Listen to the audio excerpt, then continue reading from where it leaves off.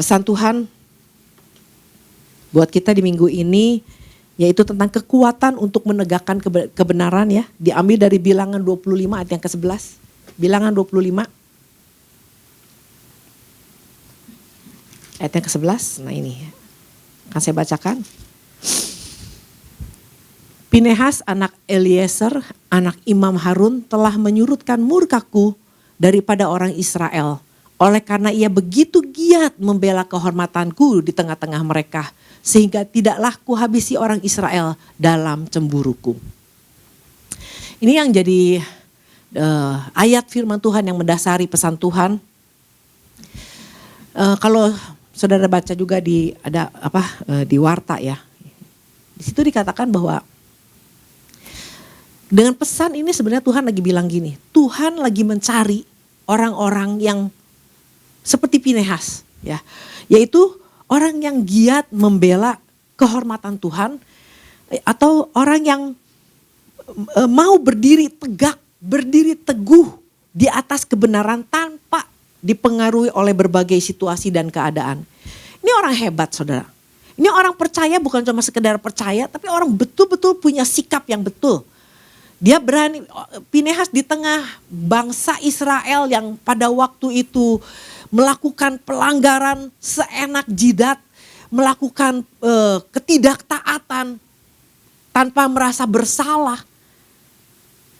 Ini buat Pinehas ini sesuatu yang dia gak suka dengan sikap yang seperti itu dan dia mengambil sebuah sikap ketika dia melihat orang yang lagi melanggar, dia berani bunuh orang ini. Sebenarnya kesannya kayak orang yang sadis gitu ya. Tapi inilah sikap orang yang lagi membela kehormatan Tuhan. Buat Pinehas, perintah Tuhan itu serius. Kalau Tuhan bilang bahwa kalau kamu melanggar nanti bakal ada tulah, itu Tuhan serius. Nah ini orang-orang yang melanggar kan orang-orang yang gak menghormati perintah Tuhan. Tuhan ngomong apa, mereka melakukan apa seenak-enaknya, suka-suka hidup. Nah buat Pinehas ini sesuatu yang buat dia ini orang-orang kurang ajar semua. Perintah Tuhan, firman Tuhan dia anggap angin lalu. Makanya buat dia ini perkara Tuhan memberikan perintah ya, ini perkara serius. Artinya orang yang Pinehas itu sangat menghormati perintah Tuhan, sangat menghormati Tuhan, dia menghormati perintahnya. Dia mengasihi Tuhan dan mengasihi perintahnya. Nah ini yang harus menjadi standarnya kita. Gak bisa cuma bilang bahwa kita mengasihi Tuhan, tapi kita gak mengasihi firman-Nya.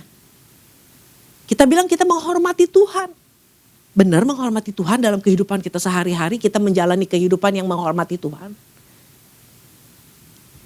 Nah ya, jadi orang yang betul-betul menghormati perintah Tuhan, menghormati Tuhan, dia orang yang bisa menghormati, membela kehormatannya Tuhan. Ini perkara serius loh. Makanya ketika dia langsung bertindak menghancurkan, menghabisi Zimri ya kalau nggak salah, maka tulah itu berhenti. Nah dikatakan bahwa Pinehas ini menyurutkan murka Tuhan karena dia begitu giat membela kehormatan Tuhan.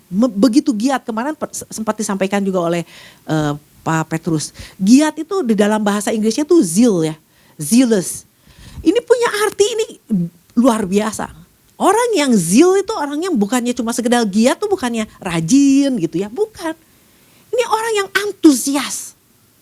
Orang yang passionate, yang orang-orang yang punya gairah. Orang yang eager, orang yang punya keinginan yang kuat. Ini zeal itu arti katanya begitu kuat. Jadi bukan orang sembarangan yang bisa punya giat untuk membela kehormatan Tuhan. Orang yang betul-betul antusias. Nggak bisa melihat ada pelanggaran, nggak bisa melihat sesuatu yang biasa-biasa aja, nggak bisa melihat sesuatu Tuhan lagi dijelek-jelekin tuh nggak bisa. Kebenaran lagi diinjak-injak dia nggak bisa. Nah Tuhan lagi cari orang yang gini, orang Kristen yang orang percaya yang betul-betul bisa berdiri di atas kebenaran firman Tuhan, yang antusias, yang bergairah, yang punya keinginan yang kuat. Jadi bukan orang yang main perasaan, ya. Rasanya kalau gue lagi pengen taat, ya gue taat sih. Kalau lagi pengen, kalau rasanya ini firman Tuhan nguntungin nih, gue mau lakukan. Nah ini bukan orang yang zeal nih, bukan orang yang giat. Ini orang yang main perasaan. Jadi kalau ikut Tuhan ya, kalau kita mau serius ikut Tuhan, kita gak bisa main pakai perasaan. Lagi mau, lagi enggak, lagi mood, lagi enggak suka, lagi enggak mood, enggak begitu. Jadi ikut Tuhan tuh harus antusias. Kita orang-orang yang tahu kebenaran, kita harus berdiri atas kebenaran.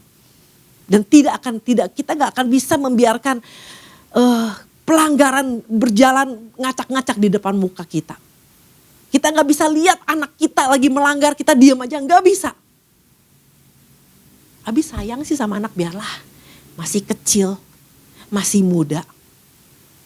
Kalau orang yang punya giat membela ini, kita ngelihat anak kita melanggar, kita gak bisa diem.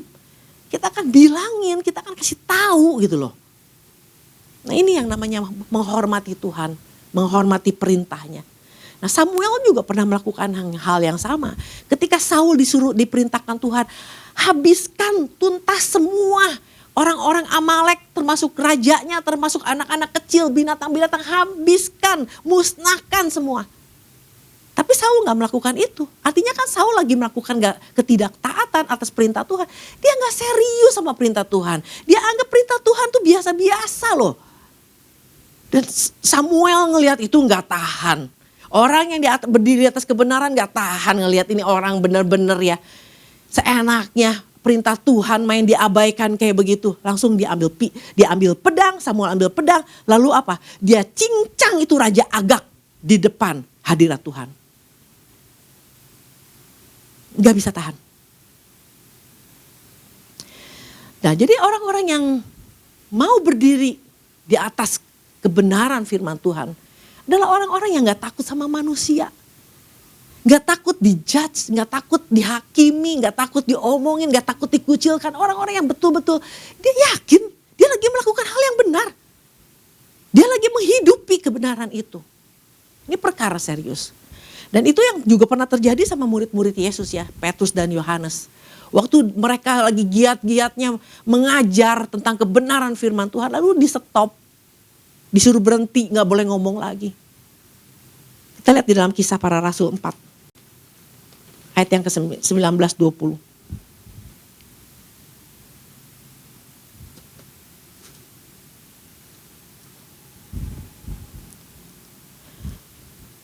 Tetapi Petrus dan Yohanes menjawab mereka, silahkan kamu putuskan sendiri. Manakah yang benar di hadapan Allah? Takut kepada kamu atau taat kepada Allah? Ini luar biasa. Ini sikap ini yang harusnya dimiliki oleh saya, oleh kita semua sebagai anak-anak Tuhan. Mau takut sama manusia, apa taat sama Allah? Ini artinya orang yang benar-benar yakin akan dia lagi berdiri, lagi membela kehormatannya Tuhan.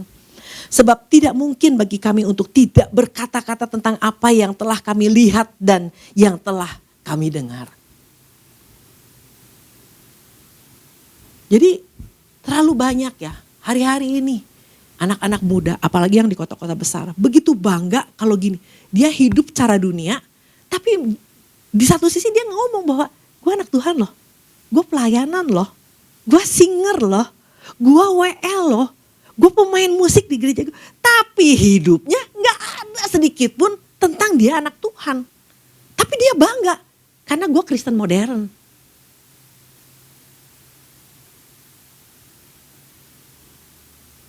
Jadi Tuhan lagi kasih tahu sama kita gini, kalau mau jadi Kristen yang kelihatan dong. Yang betul-betul kelihatan, bukan pakai gini, pakai salib segede-gedenya. Bukan yang sedikit-sedikit ngomong haleluya, puji Tuhan. Bukan. Yang betul-betul menunjukkan sikap bahwa kita anak-anak Tuhan yang sedang berdiri di atas kebenaran firman Tuhan. Yang punya standar kebenaran yang benar. Jangan jadi anak-anak Tuhan yang gini.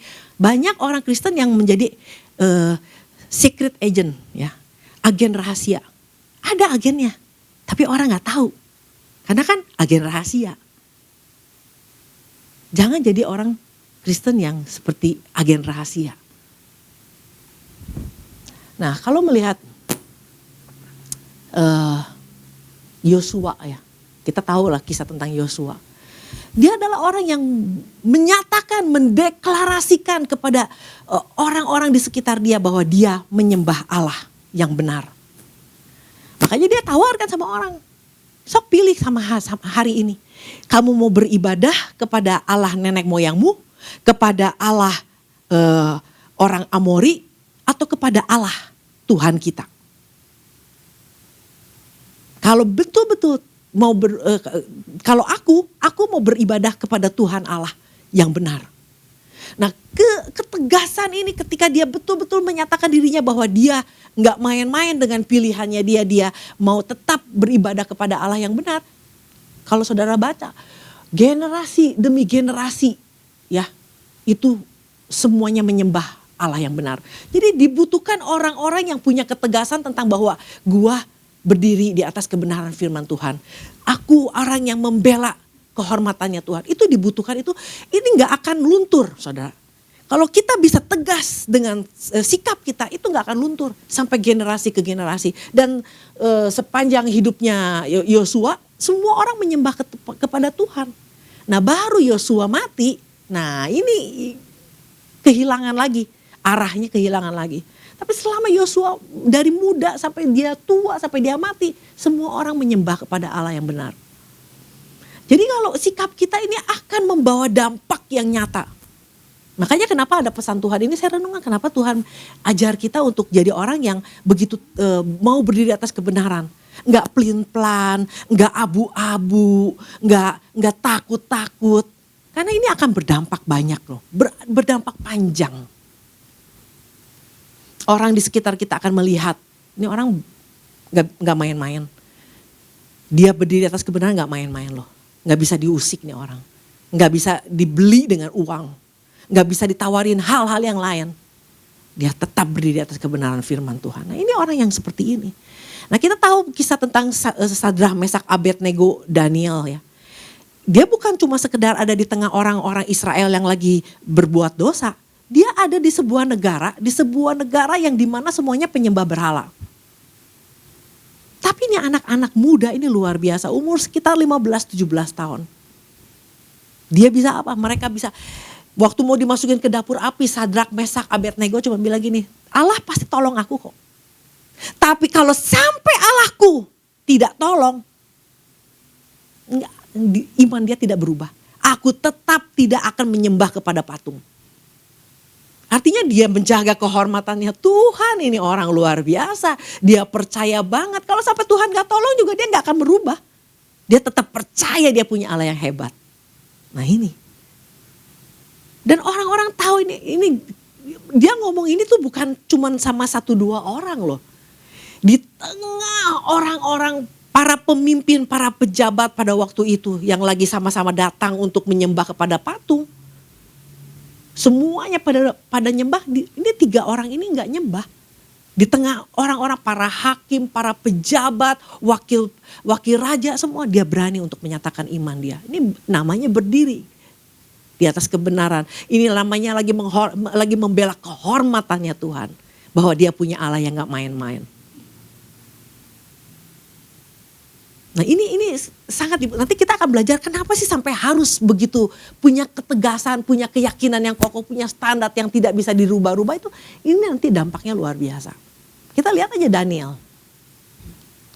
Kita tahu Daniel orang yang betul-betul pegang hidup di dalam kebenaran firman Tuhan. Betul gak? Semua orang tahu dia orang yang percaya sama Tuhan kok. Orang di sekitar dia. Tapi apakah dia akhirnya tidak bisa menjadi pejabat? Dengan ketegasannya dia berdiri atas firman Tuhan, di atas kebenaran. Dia tetap kok dipilih jadi pejabat. Dia tetap bisa menduduki posisi yang baik kok. Bahkan gini, ketika dia ada di posisi yang baik itu, jadi pejabat itu bukan cuma di satu pemerintahan aja loh. 3 raja. Rajanya ganti, dia tetap ada di pemerintahan. Padahal gini, sebenarnya kalau pergantian raja ya, semua orang-orang yang ada di pengikut-pengikutnya, karyawan-karyawannya, semua orang-orang yang ada di kerajaan yang lama itu semua biasanya dihabisin. Dimusnahkan. Karena raja yang baru rubah lagi orang-orangnya. Tapi Daniel enggak. Dari Babylon, Raja Babel sampai dia ke Raja Darius orang Median Persia. Ini kalau zaman sekarang itu Babel itu sekarang itu Irak ya. Persia itu Iran. Jadi itu pergantian antara Irak dan Iran. Ini Daniel masih tetap jadi pejabat loh. Ini hebat. Jadi jangan takut untuk menyatakan siapa kita. Ya, seperti Daniel. Ternyata dia bisa tetap kok bertahan di dalam pemerintahan, enggak terusik kan? Nah, kalau kita lihat kita lihat Daniel ya. Kita belajar dari Daniel ya. Ayat Daniel 6. Nah jadi Daniel itu dari muda ya, dari masa remaja. Nah berarti kan waktu dia di waktu zamannya Darius, pergantian kerajaan Darius orang Median ini, dia udah tua dong, udah cukup tua ya. Nah dari muda sampai dia tua, ya sekitar umur, kalau anggap aja dia di pembuangan 70 tahun ya, sekitar 70 tahun. Dia umur 15, ada nggak umur di 85 tahunan. Dia berdiri di atas kebenaran firman Tuhan, di atas kebenaran, dia percaya sama Allahnya tuh tidak berubah loh. Ini luar biasa. Makanya dia kepake banget. Dia kepake di dalam Daniel 6 sini dikatakan gini, ayat yang keempat ya. Jadi ada hal yang luar biasa dari Daniel. Daniel itu melebihi para pejabat tinggi dan para wakil raja itu karena ia mempunyai roh yang luar biasa dan raja bermaksud untuk menempatkannya atas seluruh kerajaan. Jadi orang yang betul-betul bisa berdiri atas kebenaran tuh dia punya roh yang luar biasa. Lebih dari siapapun juga. Kemudian para pejabat tinggi dan wakil raja itu mencari alasan dakwaan terhadap Daniel dalam hal pemerintahan, tetapi mereka tidak mendapatkan alasan apapun atau suatu kesalahan. Jadi ini orang yang bukan cuma sekedar sok-sokan berdiri atas kebenaran, dia menghidupi kebenaran. Makanya dikatakan nggak ada orang mau cari kesalahannya, dia nggak ada loh. Ya, sebab setia tidak didapati sesuatu kesalahan atau sesuatu kesalahan padanya. Ya, ini suatu kelalaian dan kesalahan padanya nggak ada. Ini orang betul-betul disiplin, dikasih tugas apa dia kerjakan dengan baik ya. Semuanya dia karena orang yang menghidupi kebenaran itu dia tahu mana yang harus dilakukan, mana yang tidak harus dilakukan. Dia tahu tentang tanggung jawab, dia tahu tentang disiplin. Ini orang hebat. Dan yang lebih lagi bukan cuma sekedar itu, dia kepake bukan cuma itu. Ayat yang ke-6 dikatakan, maka berkatalah orang-orang itu, kita tidak akan mendapatkan suatu alasan dakwaan terhadap Daniel ini. Ya, kecuali dalam hal ibadahnya kepada Allahnya. Jadi orang tahu bahwa ini orang rajin ibadah. Nah makanya orang-orang yang sirik semua sama Daniel ini langsung dia bilang sama raja, kamu harus bikin satu peraturan, perintah yang tidak bisa dirubah oleh siapapun juga. Dalam 30 hari semua orang harus menyembah kepada raja. Nah dia tahu nih Daniel gak mungkin, kalau Daniel gak menyembah raja ini pasti dihukum. Ini Daniel tuh kesayangan Darius, kesayangan Raja Darius. Apakah langsung Daniel melihat perintah ini terus dia langsung datang kepada raja, raja tolong rubah itu, tolong ampuni saya supaya saya gak dihukum. Enggak, dia tetap berdiri atas kebenaran. Dia percaya sama Tuhan. Ini luar biasa. Apakah dia langsung berubah? Karena takut ketahuan nih, mulai sehari ini saya gak mau beribadah lagi, gak mau doa lagi. Enggak loh, ini luar biasa Daniel. Makanya kalau kita lihat di ayat yang ke-11. Demi didengarnya Daniel bahwa surat perintah itu telah dibuat, pergilah ia ke rumahnya. Ya. Dalam kamar atasnya ada tingkap-tingkap yang terbuka ke arah Yerusalem. 3 kali sehari ia berlutut berdoa serta memuji Allahnya seperti yang biasa dilakukannya. Lalu orang-orang itu bergegas masuk mendapati Daniel sedang berdoa dan bermohon kepada Allahnya. Apa nih yang saudara bisa tangkap di sini? Bahwa Daniel tuh gak pernah sembunyi loh. Dia tidak pernah menyembunyikan identitas dia. Dia gak pernah menyembunyikan bahwa dia adalah orang yang menyembah kepada Allah. Buktinya apa? Wah, kalau dia datang ke kamarnya, dia sengaja berdoa, dia buka jendela. Supaya orang lihat, orang lain tahu bahwa dia di tengah orang yang tidak menyembah Allah, satu-satunya orang yang menyembah Allah. cuma dia. Dia bukalah, itu tingkap-tingkap yang terbuka itu dalam bahasa Inggris itu window. Jendelanya dia buka. Pintunya dia nggak tutup. Makanya dikatakan bahwa orang bisa masuk seenaknya. Mendapati dia sedang berdoa. Ini orang luar biasa. Nggak malu untuk menyatakan keyakinan iman dia kepada siapa dia beribadah. Dan akhirnya memang dia tidak mau menyembah kepada raja, akhirnya ya dia dimasukkan ke dalam gua singa. Nah tapi yang gini, hal apa yang bisa kita pelajari bahwa kalau orang tetap pakai standar yang tidak berubah, maka mujizat pasti terjadi. Itu yang harus menjadi keyakinan kita, ya. Dia masuk ke lubang ke gua singa, dia nggak dimakan sama singa. Itu kan mujizat. Nah, mujizat itu sebenarnya bukan buat keuntungan kita, bukan buat keuntungan Daniel aja. Tuhan lagi mau menyatakan kemuliaannya supaya orang lihat bahwa yang disembah sama Allah Daniel, Allah yang luar biasa. Dan ini juga yang menyebabkan sampai akhirnya Raja Darius menyatakan buat perintah. Ya, kita lihat lagi di ayat yang selanjutnya, ayat yang ke-27. Bersama ini kuperintahkan bahwa di seluruh kerajaan yang kukuasai, orang harus takut dan gentar kepada Allahnya Daniel. Sebab dialah Allah yang hidup, yang kekal untuk selama-lamanya. Pemerintahannya tidak akan binasa dan kekuasaannya tidak akan berakhir. Ini luar biasa. Ini perkataan dari seorang raja. Sampai dia bilang pemerintahannya tidak akan berakhir. Pemerintahan Allah Daniel tidak akan berakhir. Jadi kalau kita teguh bertahan, teguh berpegang kepada kebenaran, orang akan lihat itu. Dan bukan kita yang dimuliakan, Allah kita yang dimuliakan. Jadi kesaksian itu sebenarnya gak selalu harus banyak ngomong. Dari hidup kita yang menghidupi kebenaran firman Tuhan, orang bisa lihat siapa Allah kita. Nah ini yang luar biasa, bahwa dari muda sampai dia umur 80-an dia tidak berubah. Ini penting loh. Kenapa kita harus berdiri membela kehormatan Tuhan, berdiri atas kebenaran firman Tuhan? Ini penting gini. Orang itu bisa berubah, betul? Dari muda orang bisa berubah. Keadaan berubah, orang bisa berubah loh. Makanya ini yang dikatakan dikatakan di dalam Amsal ya. Kita lihat Amsal 30 ayat yang ke-8.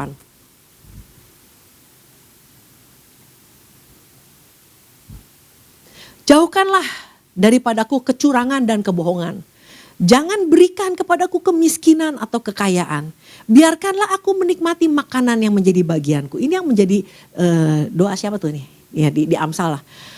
Jadi gini, orang waktu dia umur berjalan ya, lama-lama mungkin tadinya dia kaya terus jadi susah. Orang bisa berubah gak imannya? Bisa berubah. Bisa tadinya kokoh bertahan pada firman Tuhan, mulai goyang, mulai kompromi. Orang tadinya susah terus jadi kaya, orang bisa berubah. Betul?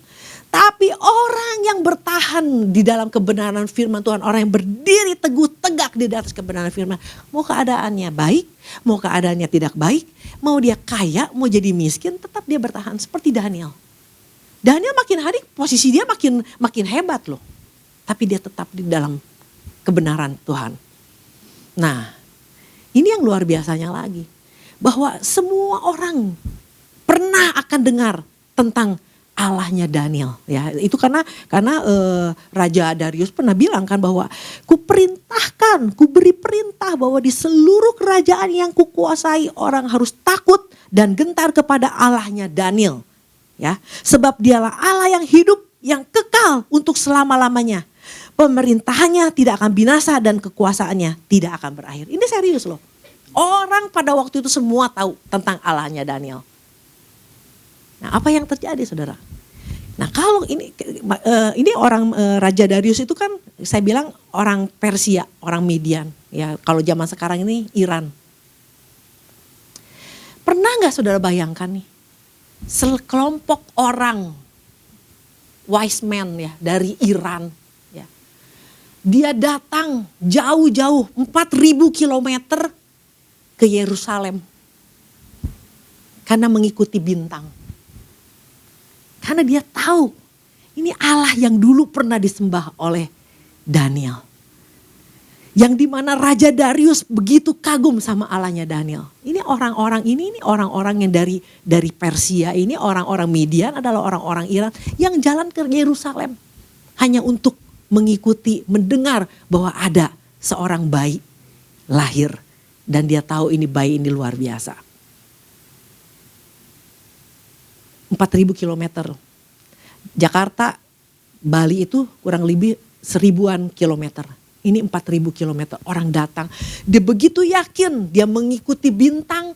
Dia tahu tentang bintang, dia tahu. Tapi dia langsung menghubungkannya dengan ini Allahnya Daniel kok. Nah dia belum melihat siapa rajanya. Dia belum tahu bentuknya seperti apa. Tapi mereka datang dengan membawa persembahan yang luar biasa banyaknya. Untuk datang menyembah kepada Raja di atas segala raja, yaitu Yesus Kristus.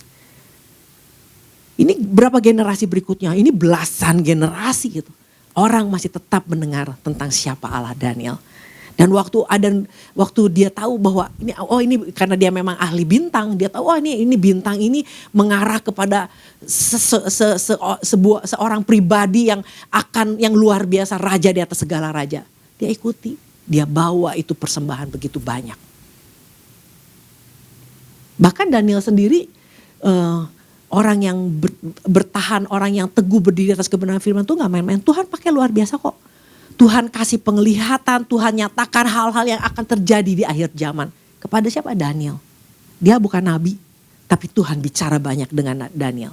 Bahkan Daniel sendiri di Daniel 9 ayat yang ke-25, dia menubuatkan tentang Yesus Kristus. Ini luar biasa saudara. Makanya gini loh, Tuhan kita Tuhan yang serius. Masa kita pengikutnya nggak bisa serius sama seperti Tuhan kita. Dan Tuhan sangat menghargai orang-orang yang serius ikut Tuhan. Kita lihat di dalam itu tuh ayatnya. Daniel 9 ayat yang ke